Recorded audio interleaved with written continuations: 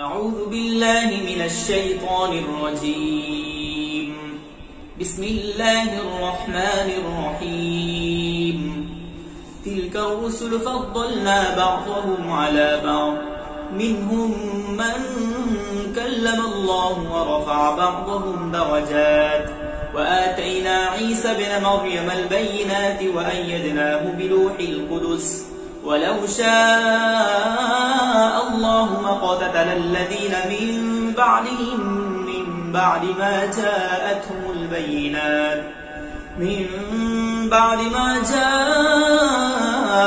البينات ولكن اختلفوا، فمنهم من آمن ومنهم من كفر، ولو شاء الله ما اقتتلوا ولكن الله يفعل ما يريد. يا أيها الذين آمنوا أنفقوا مما رزقناكم من قبل أن يأتي يوم لا بيع فيه ولا خلة ولا شفاعة والكافرون هم الظالمون. الله لا إله إلا هو الحي القيوم، لا تأخذه سنة ولا نوم، له ما في السماوات وما في الأرض. من ذا الذي يشفع عنده إلا بإذنه، يعلم ما بين أيديهم وما خلفهم، ولا يحيطون بشيء من علمه إلا بما شاء، وسع كرسيه السماوات والأرض ولا يؤوده حفظهما وهو العلي العظيم. لا إكراه في الدين، قد تبين الرشد من الغي، فمن يكفر بالطاغوت ويؤمن بالله فقد استمسك بالعروة الوثقى، لا انفصام لها، والله سميع عليم. الله ولي الذين آمنوا يخرجهم من الظلمات إلى النور، والذين كفروا أولياؤهم الطاغوت يخرجونهم من النور إلى الظلمات، أولئك أصحاب النار هم فيها خالدون. ألم تر إلى الذي حاج إبراهيم في ربه أن آتاه الله الملك، إذ قال إبراهيم ربي الذي يحيي ويميت، قال أنا أحيي وأميت. قال إبراهيم فإن الله يأتي بالشمس من المشرق فأت بها من المغرب، فبهت الذي كفر، والله لا يهدي القوم الظالمين. أو كالذي مر على قرية وهي خاوية على عروشها، قال أنى يحيي هذه الله بعد موتها، فأماته الله 100 عام ثم بعثه، قال كم لبثت؟ قال لبثت يوما أو بعض يوم، قال بل لبثت 100 عام فانظر إلى طعامك وشرابك لم يتسنه، وانظر إلى حمارك ولنجعلك آية للناس، وانظر إلى العظام كيف ننشزها ثم نكسوها لحما، فلما تبين له قال أعلم أن الله على كل شيء قدير. وإذ قال إبراهيم رب أرني كيف تحيي الموتى، قال أولم تؤمن، قال بلى ولكن ليطمئن قلبي، قال فخذ 4 من الطير فصرهن إليك، ثم اجعل على كل جبل منهن جزءا ثم ادعهن يأتينك سعيا، واعلم أن الله عزيز حكيم. مثل الذين ينفقون أموالهم في سبيل الله كمثل حبة أنبتت 7 سنابل في كل سنبلة 100 حبة، والله يضاعف لمن يشاء، والله واسع عليم. الذين ينفقون أموالهم في سبيل الله ثم يوم لا يتبعون ما أنفقوا منا ولا أذى لهم أجرهم عند ربهم ولا خوف عليهم ولا هم يحزنون قول معروف ومغفرة خير من صدقة يتبعها أذى والله غني حليم يا أيها الذين آمنوا لا تبطلوا صدقاتكم بالمن والأذى كالذي ينفق ماله رئاء الناس ولا يؤمن بالله واليوم الآخر فمثله كمثل صفوان عليه تراب فأصابه وابل فتركه صلدا لا يقدرون على شيء مما كسبوا والله لا يهدي القوم الكافرين ومثل الذين ينفقون أموالهم ابتغاء مرضات الله وتثبيتا من أنفسهم كمثل جنة بربوة أصابها وابل فآتت أكلها ضعفين فإن لم يصبها وابل فطل والله بما تعملون بصير أيود أحدكم أن تكون له جنة من نخيل وأعناب تجري من تحتها الأنهار له فيها من كل الثمرات وأصابه الكبر وله ذرية ضعفاء فأصابها إعصار فيه نار فاحترقت كذلك يبين الله لكم الآيات لعلكم تتفكرون يا أيها الذين آمنوا أنفقوا من طيبات ما كسبتم ومما أخرجنا لكم من الأرض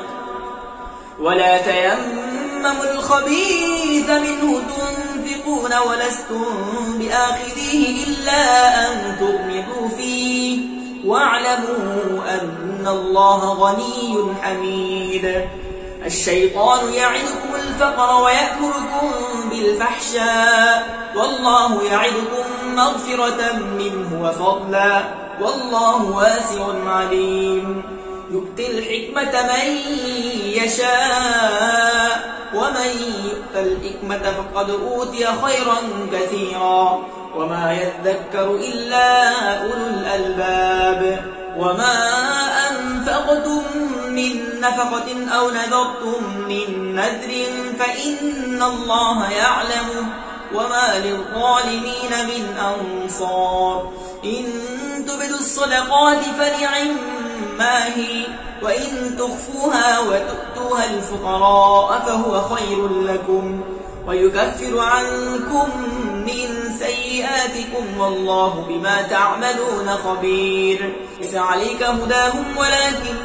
الله يهدي من يشاء وما تنفقوا من خير فلأنفسكم وما تنفقون إلا ابتغاء وجه الله وما تنفقوا من خير يوفى إليكم وأنتم لا تظلمون للفقراء الذين أحسنوا في سبيل الله لا يستطيعون ضربا في الأرض يحسبهم الجاهل أغنياء من التعفف تعرفهم بسيماهم لا يسألون الناس إلحافا وما تنفقوا من خير فإن الله به عليم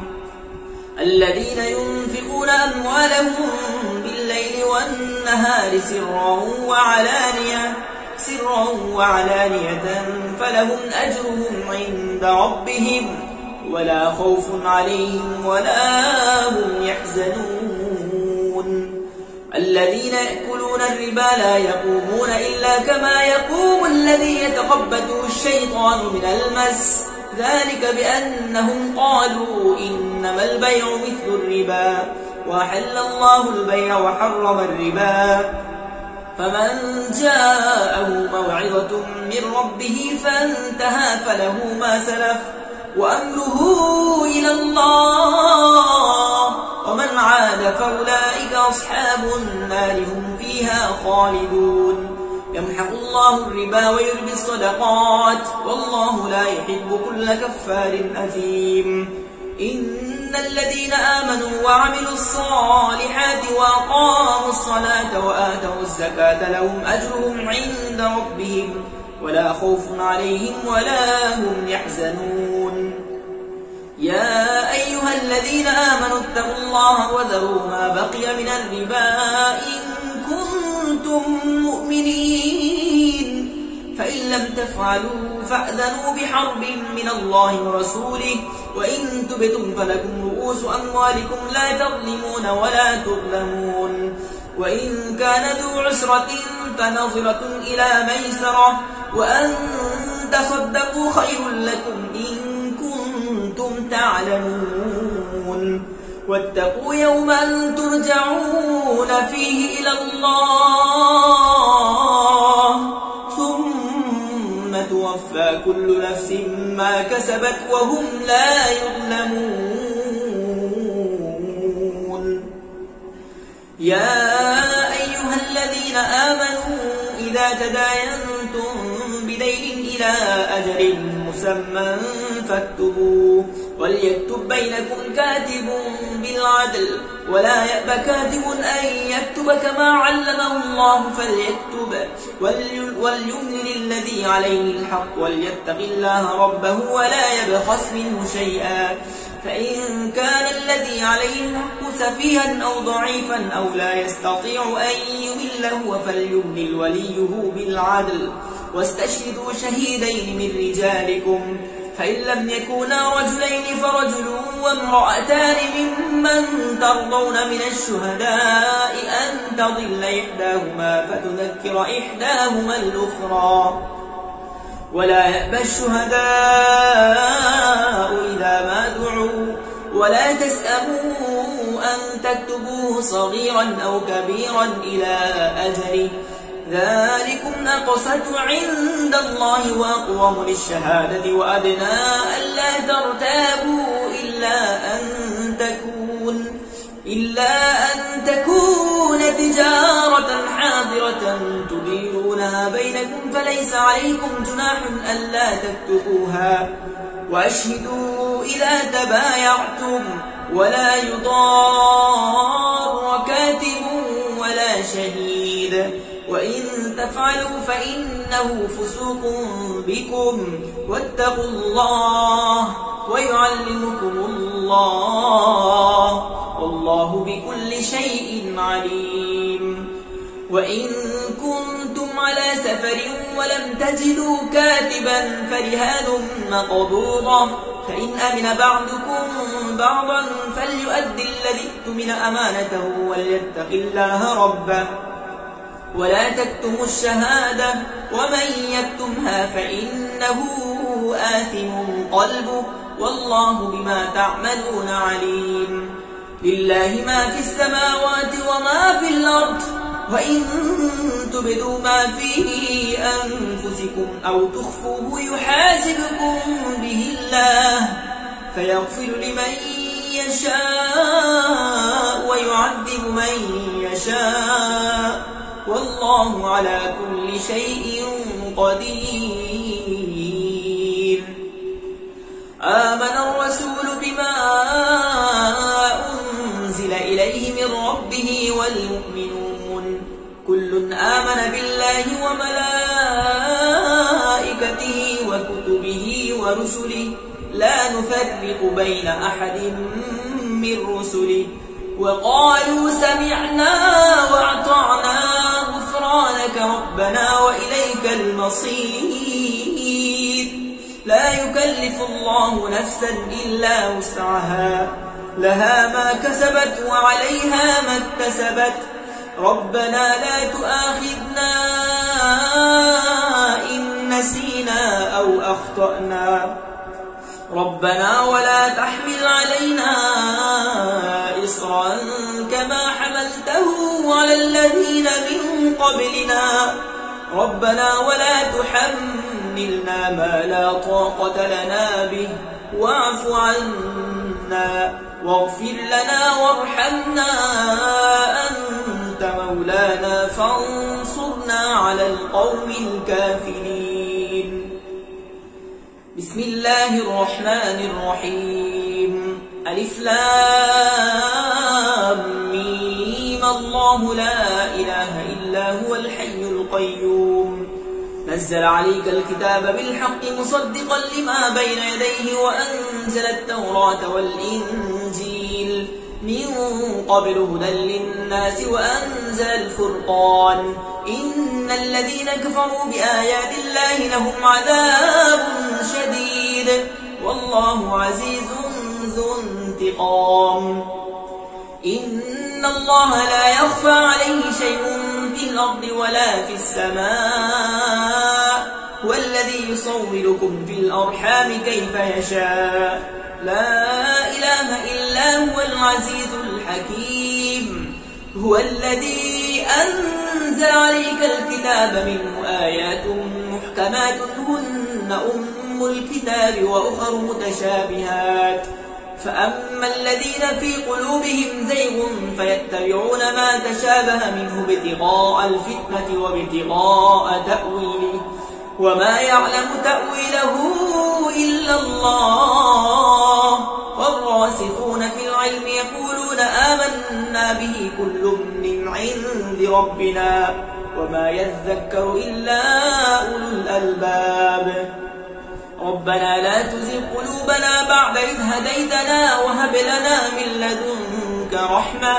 إنك أنت الوهاب. ربنا إنك جامع الناس ليوم لا ريب فيه إن الله لا يخلف الميعاد. إن الذين كفروا لن تغني عنهم أموالهم ولا أولادهم من الله شيئا وأولئك هم وقود النار. كدأب آل فرعون والذين من قبلهم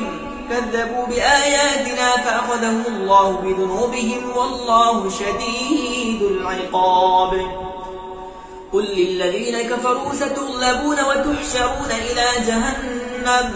وبئس المهاد. قد كان لكم آية في فئتين التقتا فئة تقاتل في سبيل الله وأخرى كافرة يرونهم مثليهم رأي العين والله يؤيد بنصره من يشاء إن في ذلك لعبرة لأولي الأبصار.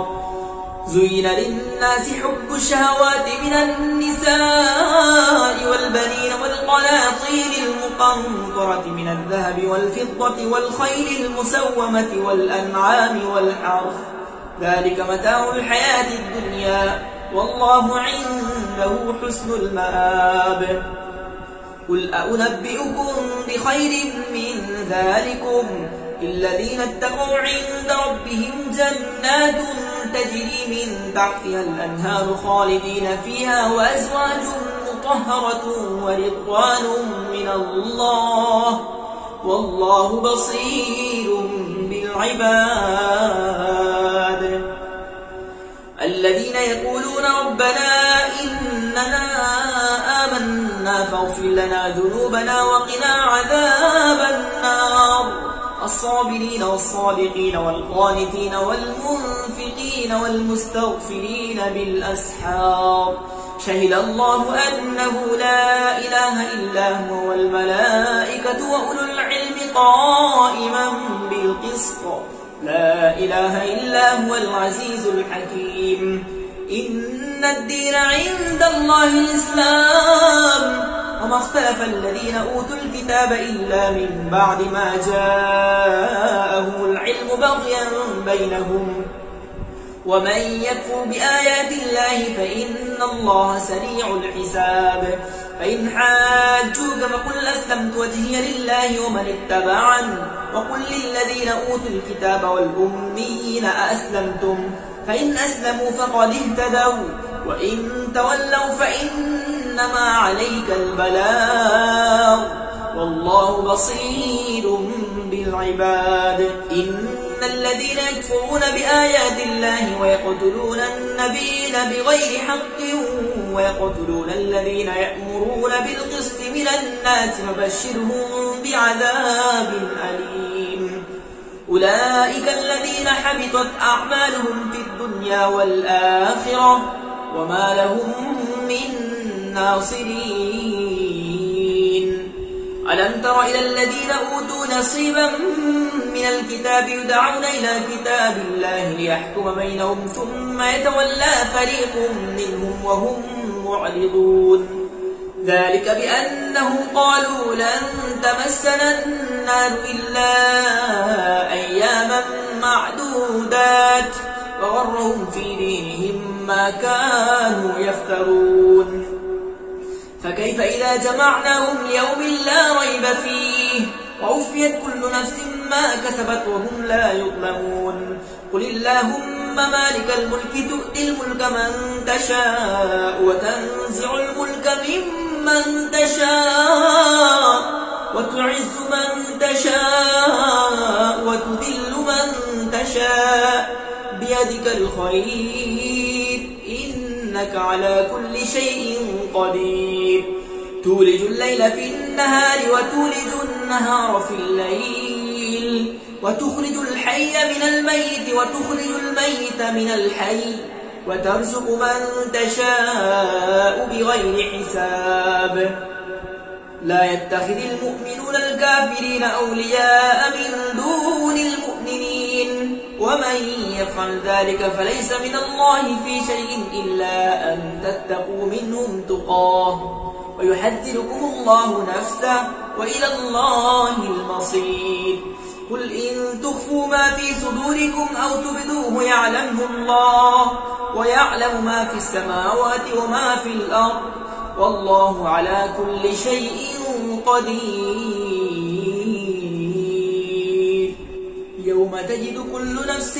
ما عملت من خير محضرا وما عملت من سوء تود لو أن بينها وبينه أمدا بعيدا ويحذركم الله نفسه والله رؤوف بالعباد.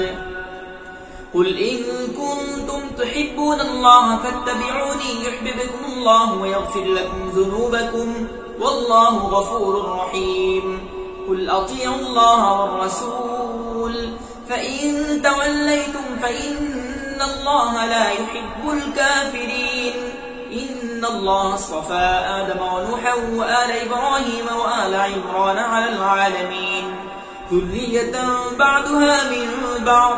والله سميع عليم. إذ قالت امرأة عمران رب إني نذرت لك ما في بطني محررا فتقبل مني إنك أنت السميع العليم. فلما وضعتها قالت رب إني وضعتها أنثى والله أعلم بما وضعت وليس الذكر كالأنثى وإني سميتها مريم وإني أعيذها بك وذريتها من الشيطان الرجيم. فتقبلها ربها بقبول حسن وأنبتها نباتا حسنا وكفلها زكريا. كلما دخل عليها زكريا المحراب وجد عندها رزقا قال يا مريم أنى لك هذا قالت هو من عند الله إن الله يرزق من يشاء بغير حساب. هنالك دعا زكريا ربه قال رب هب لي من لدنك ذرية طيبة إنك سميع الدعاء. فنادته الملائكة وهو قائم يصلي في المحراب أن الله يبشرك بيحيى مصدقا بكلمة من الله وسيدا وحسورا ونبيا من الصالحين. قال رب أنى يكون لي غلام وقد بلغني الكبر وامرأتي عاقر قال كذلك الله يفعل ما يشاء. قال رب اجعل لي آية قال آيتك ألا تكلم الناس 3 أيام إلا رمزا واذكر ربك كثيرا وسبح بالعشي والإبكار. وإذ قالت الملائكة يا مريم إن الله اصطفاك وطهرك واصطفاك على نساء العالمين يا مريم اقنتي لربك واسجدي واركعي مع الراكعين ذلك من أنباء الغيب نوحيه إليك وما كنت لديهم إذ يلقون أقلامهم أيهم يكفل مريم وما كنت لديهم إذ يختصمون إذ قالت الملائكة يا مريم إن الله يبشرك بكلمة منه اسمه المسيح عيسى بن مريم وجيها في الدنيا والآخرة ومن المقربين ويكلم الناس في المهد وكهلا ومن الصالحين قالت رب أنى يكون لي ولد ولم يمسسني بشر قال كذلك الله يخلق ما يشاء إذا قضى أمرا فإنما يقول له كن فيكون ويعلمه الكتاب والحكمة والتوراة والإنجيل ورسولا إلى بني إسرائيل أني قد جئتكم بآية من ربكم أني أخلق لكم من الطين كهيئة الطير فأنفخ فيه فيكون طيرا بإذن الله وأبرئ الأكمه والأبرص وأحيي الموتى بإذن الله وأنبئكم بما تأكلون وما تدخرون في بيوتكم إن في ذلك لآية لكم إن كنتم مؤمنين ومصدقا لما بين يدي من التوراة ولأحل لكم بعض الذي حرم عليكم وجئتكم بآية من ربكم فاتقوا الله وأطيعون إن الله ربي وربكم فاعبدوه هذا صراط مستقيم فلما أحس عيسى منهم الكفر قال من أنصاري إلى الله قال الحواريون نحن أنصار الله آمنا بالله واشهد بأننا مسلمون ربنا آمنا بما أنزلت واتبعنا الرسول فاكتبنا مع الشاهدين ومكروا ومكر الله والله خير الماكرين إذ قال الله يا عيسى إني متوفيك ورافعك إلي ومطهرك من الذين كفروا وجاعل الذين اتبعوك فوق الذين كفروا إلى يوم القيامة ثم إلي مرجعكم فأحكم بينكم فيما كنتم فيه تختلفون فأما الذين كفروا فأعذبهم عذابا شديدا في الدنيا والآخرة وما لهم من ناصرين وأما الذين آمنوا وعملوا الصالحات فيوفيهم أجورهم والله لا يحب الظالمين ذلك نتلوه عليك من الآيات والذكر الحكيم إن مثل عيسى عند الله كمثل آدم خلقه من تراب ثم قال له كن فيكون الحق من ربك فلا تكن من الممترين فمن حاجك فيه من بعد ما جاءك من العلم فقل تعالوا ندعو أبناءنا وأبناءكم ونساءنا ونساءكم وأنفسنا وأنفسكم ثم نبتهل فنجعل لعنة الله على الكاذبين إن هذا لهو القصص الحق وما من إله إلا الله وإن الله لهو العزيز الحكيم فإن تولوا فإن الله عليم بالمفسدين قل يا أهل الكتاب تعالوا إلى كلمة سواء بيننا وبينكم ألا نعبد إلا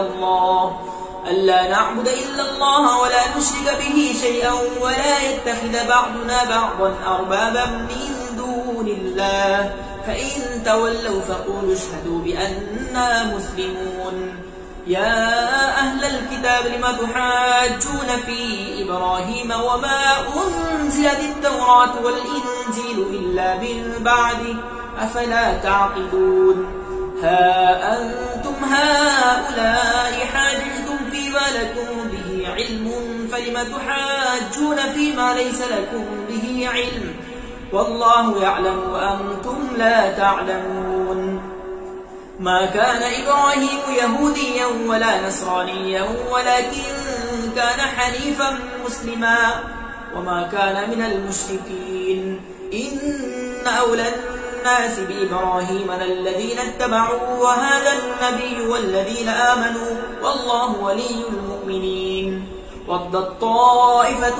من أهل الكتاب لو يضلونكم وما يضلون إلا أنفسهم وما يشعرون يا أهل الكتاب لم تكفرون بآيات الله وأنتم تشهدون يا أهل الكتاب لم تلبسون الحق بالباطل وتكتمون الحق وأنتم تعلمون وقالت طائفة من أهل الكتاب آمنوا بالذي أنزل على الذين آمنوا وجه النهار واكفروا آخره لعلهم يرجعون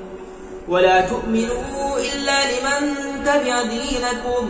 قل إن الهدى هدى الله أن يؤتى أحد مثل ما أوتيتم أو يحاجوكم عند ربكم قل إن الفضل بيد الله يؤتيه من يشاء والله واسع عليم يختص برحمته من يشاء والله ذو الفضل العظيم ومن أهل الكتاب من إن تأمنه بقنطار يؤده إليك ومنهم من إن تأمنه بدينار لا يؤده إليك إلا ما دمت عليه قائما ذلك بأنهم قالوا ليس علينا في الأميين سبيل ويقولون على الله الكذب وهم يعلمون بلى من أوفى بعهده واتقى فإن الله يحب المتقين إن الذين يشترون بعهد الله وأيمانهم ثمنا قليلا أولئك لا خلاق لهم في الآخرة ولا يكلمهم الله ولا ينظر إليهم يوم القيامة ولا يزكيهم ولهم عذاب أليم وإن منهم لفريقا يلوون ألسنتهم بالكتاب لتحسبوه من الكتاب وما هو من الكتاب ويقولون هو من عند الله وما هو من عند الله ويقولون على الله الكذب وهم يعلمون ما كان لبشر أن يؤتيه الله الكتاب والحكم والنبوة ثم يقول للناس كونوا عبادا لي من دون الله ولكن كونوا ربانيين بما كنتم تعلمون الكتاب وبما كنتم تدرسون ولا يأمركم أن تتخذوا الملائكة والنبي أربابا أيأمركم بالكفر بعد إذ أنتم مسلمون وإذ أخذ الله ميثاق النبيين لما آتيتكم من كتاب وحكمة ثم جاءكم رسول مصدق لما معكم لتؤمنن به ولتنصرنه قال أأقررتم وأخذتم على ذلكم إصري قالوا أقررنا قال فاشهدوا وأنا معكم من الشاهدين فمن تولى بعد ذلك فأولئك هم الفاسقون أفغير دين الله يبغون وله أسلم من في السماوات والأرض طوعا وكرها وإليه يرجعون قل آمنا بالله وما أنزل علينا وما أنزل على إبراهيم وإسماعيل وإسحاق ويعقوب والأسباط وما أوتي موسى وعيسى والنبيون من ربهم لا نفرق بين أحد منهم ونحن له مسلمون ومن يبتغي غير الإسلام دينا فلن يقبل منه وهو في الآخرة من الخاسرين كيف يهدي الله قوما كفروا بعد إيمانهم وشهدوا أن الرسول حق وجاءهم البينات والله لا يهدي القوم الظالمين أولئك جزاؤهم أن عليهم لعنة الله والملائكة والناس أجمعين خالدين فيها لا يخفف عنهم العذاب ولا هم ينظرون إلا الذين تابوا من بعد ذلك وأصلحوا فإن الله غفور رحيم. إن الذين كفروا بعد إيمانهم ثم ازدادوا كفرا لن تقبل توبتهم وأولئك هم الضالون. إن الذين كفروا وماتوا وهم كفار فلن يقبل من أحدهم ملء الأرض ذهبا ولو افتدى به أولئك لهم عذاب أليم وما لهم من ناصرين. صدق الله العظيم.